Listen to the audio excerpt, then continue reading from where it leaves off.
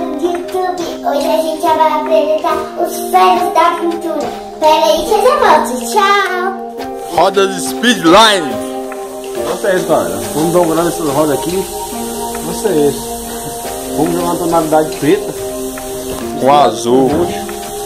E roxo. Vamos jogar um azul para depois um roxo. Zerada.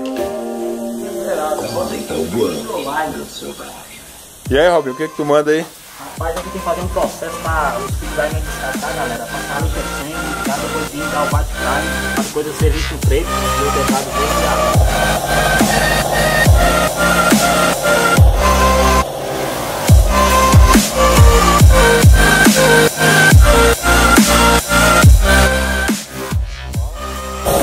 É isso aí, pessoal, nós vamos estar mostrando aqui, ó, a pintura de uma roda 0 bala e o cliente já quer ela customizada. Esse procedimento aqui se chama Speedline. A roda em si já é Speedline, mas ela vem e agora se isola, prepara para descartar. Assistindo os vídeos das rodas Speedline.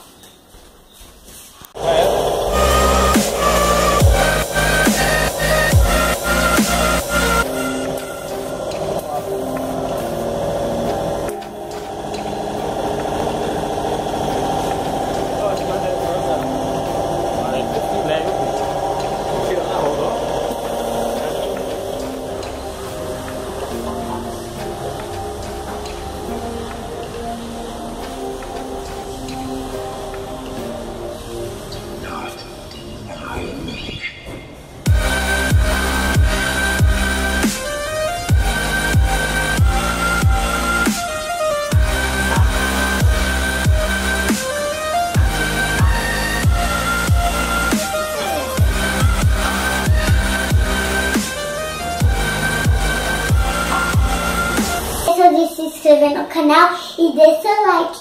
Tchau!